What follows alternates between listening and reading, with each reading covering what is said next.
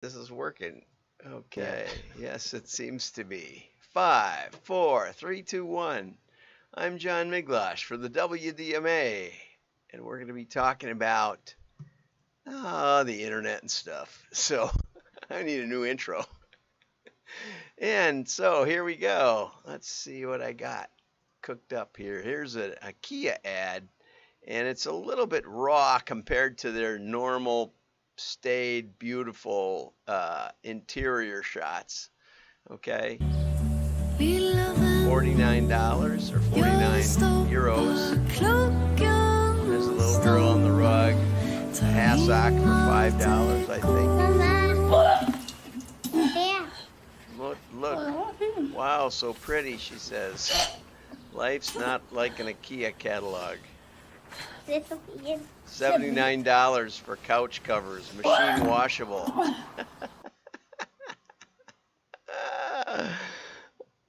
79 euros. I'm sorry, it's hard to see that. So anyway, that's the new IKEA catalog commercial. It says not like an IKEA catalog. Okay. IKEA literally spills guts. The Swedish retailer is stepping away from the picture perfect catalog promo this time.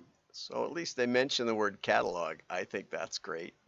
Um, in life is not an IKEA catalog. IKEA moves away from showcasing new products in its traditional inspirational way. Instead, viewers see the furniture being peed and vomited on. You know, it's funny because that's something that I wanted Lovesac to test. You know, I said you ought to have a kid.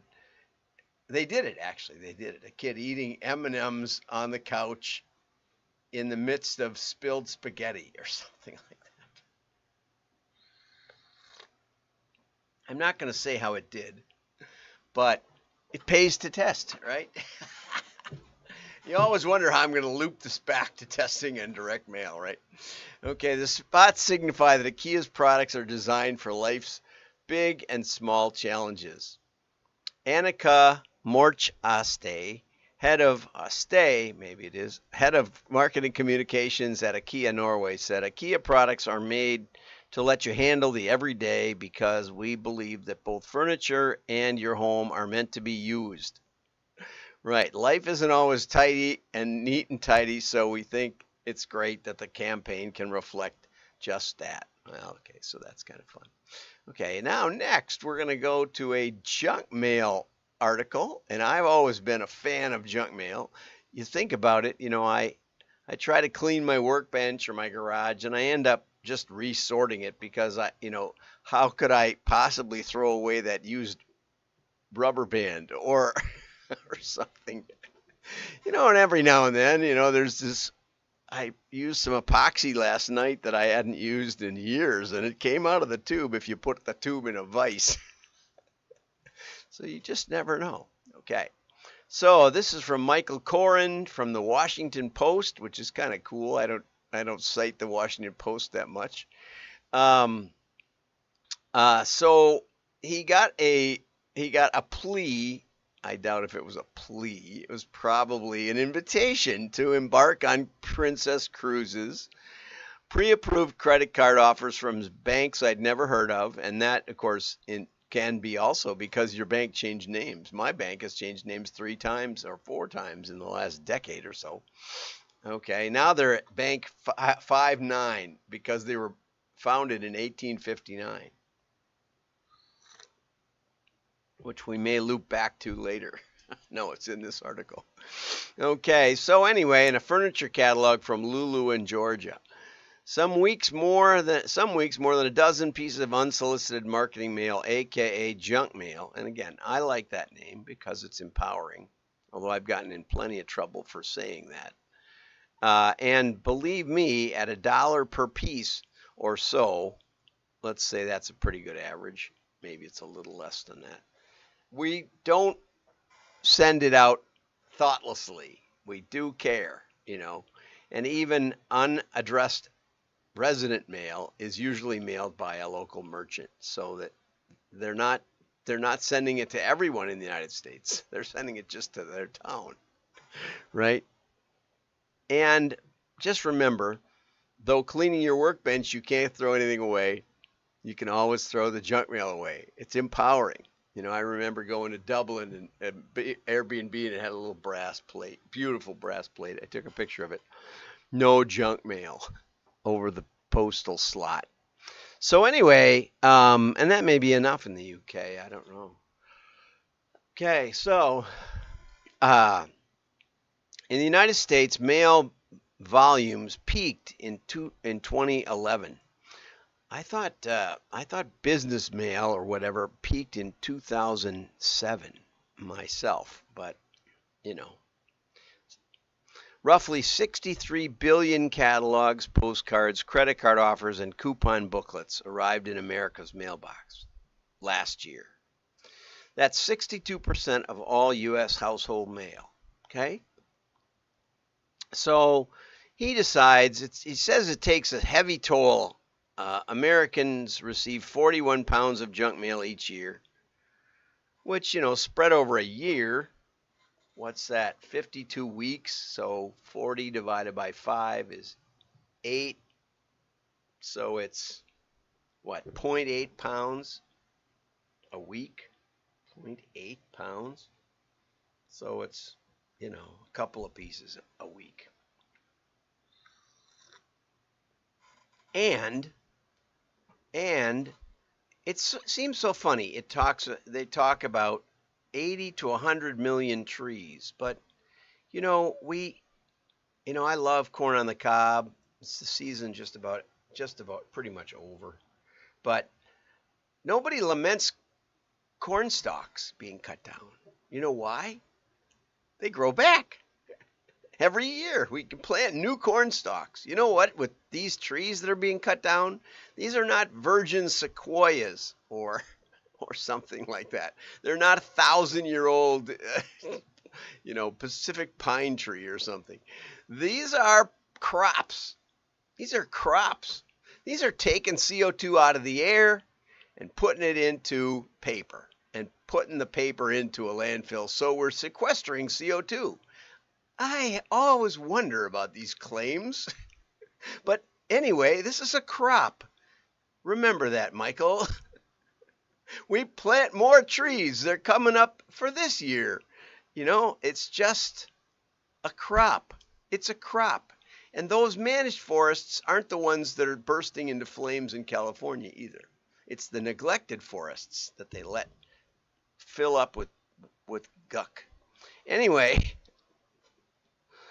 and cities and counties spend $1 billion a year to collect and dispose of it. But, if they use incinerators, and some do, Minneapolis did a extensive study and said, there was a lot of energy in consumer waste. It's hard to recycle. Most of it doesn't really get recycled, even though they tell you it does. And so they burned it. And they burned it at 1,200 degrees. It was a really, really hot burn. So you don't get a lot of emissions out of it. And that was much more environmentally friendly if we didn't have this thing against CO2, which is plant food, which helps those trees grow. So anyway, he embarked on this mission. And as I always say, check with Steve Falk. He could tell you the environmental impact of direct mail. And I'll tag him in this. Okay, so Michael decided to go for zero junk mail, and he was pleasantly surprised to find it took less than a half an hour of work to get rid of most of his junk mail. Okay, and but he had this nice little vignette here. Direct mail begins in 1835 with the American Anti-Slavery Society. Okay, which is something that I want to point out. Is that mail, and even advertising mail, is protected by the First Amendment. He said that only political mail was protected. I mean, he specifically mentions down later that he can't get rid of the political mail, which seems to catch up and make up for the difference whenever we come around to this. That was in 1835. But anyway, they were sending out anti-slavery newspapers and pamphlets. Okay, and in a mere 30 years, slavery was basically overturned. Third-class mailings swelled from 301 million in 1880 to more than 6 billion by 1930. That's pretty cool, I think. That's 10% of what we have today, but still, it's pretty amazing, you know.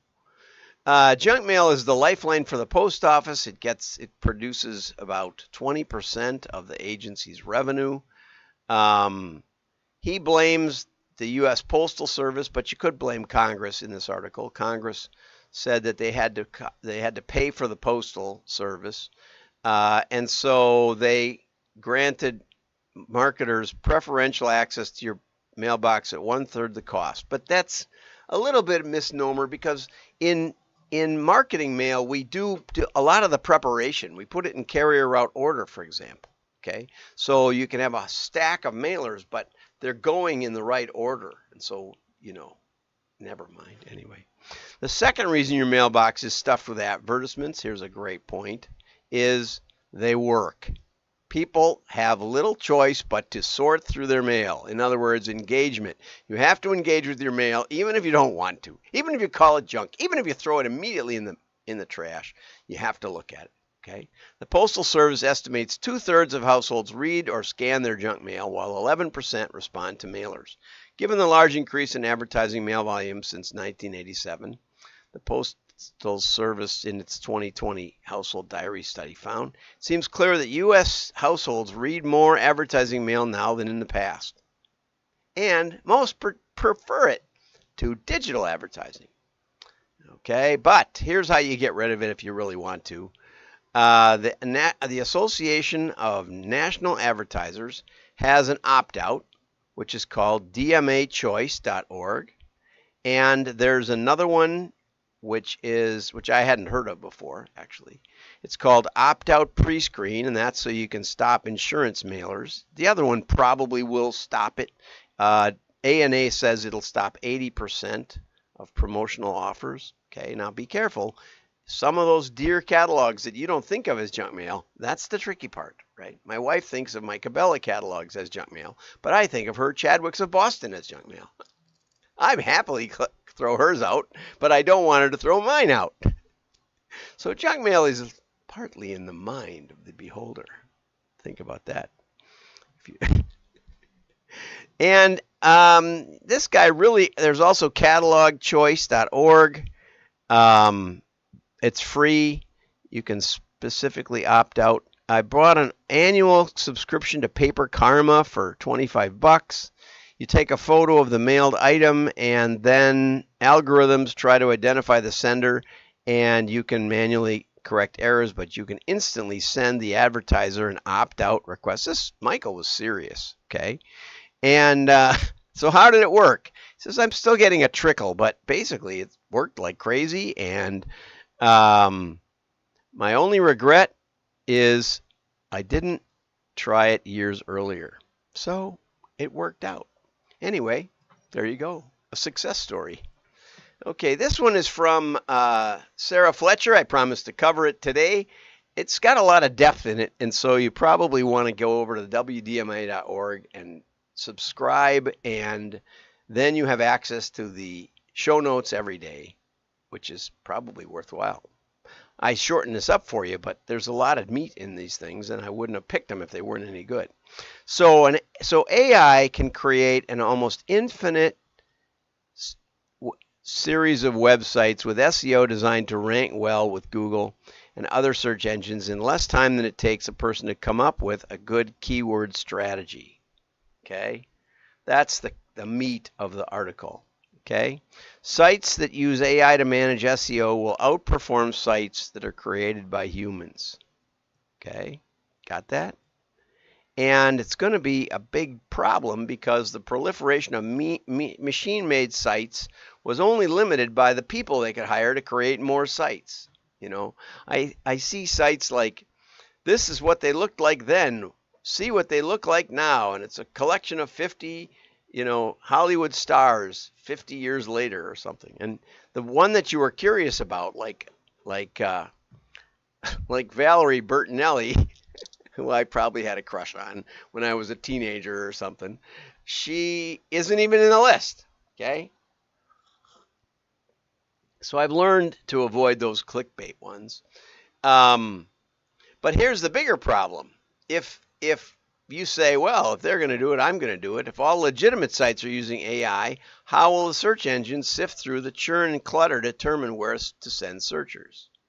Okay, and so then she pitches Stylicon, which is really cool. I did an interview with Sarah, and it is super cool.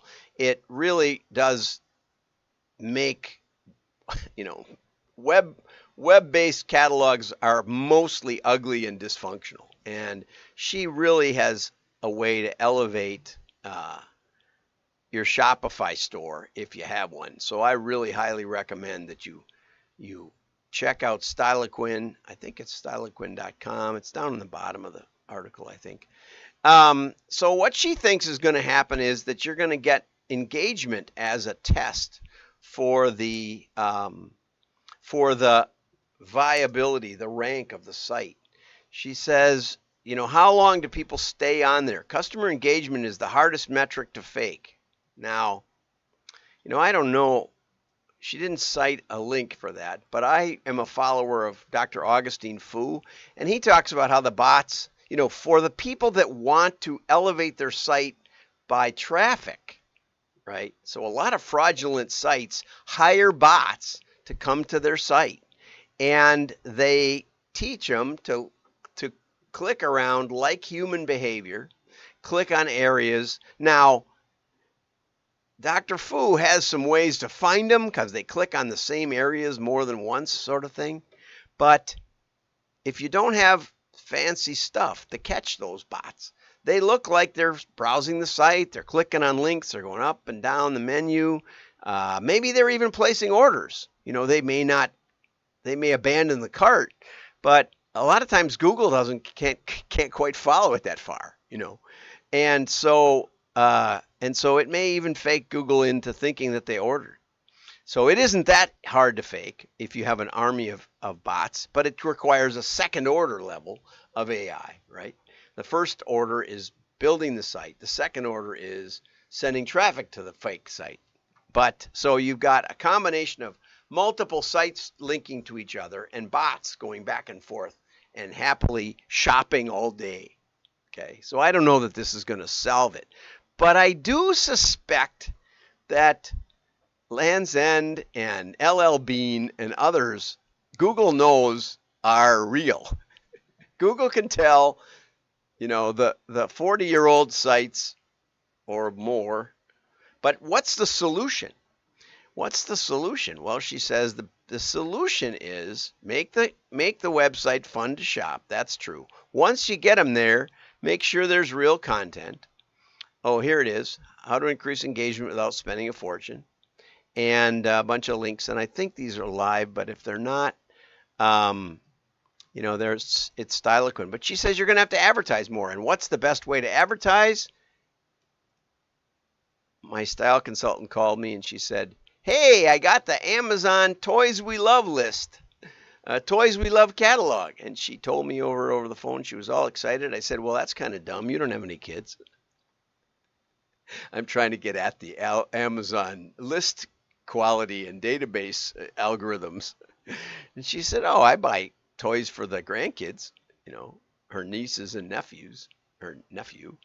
And so Amazon has sent it out again, and they curated 200 of the top picks. And I think this is the catalog that it doesn't talk about how many they printed. I would have loved to have seen that, or you know, how well it works. But the fact that they keep on mailing it means it's working. And so there you go. If there isn't one, if that isn't the best argument for mail, if you have your website, so do a real catalog, then get Styliquin so that people enjoy the site. Have a great day. Like and share, repost. Your friends will know you're smart.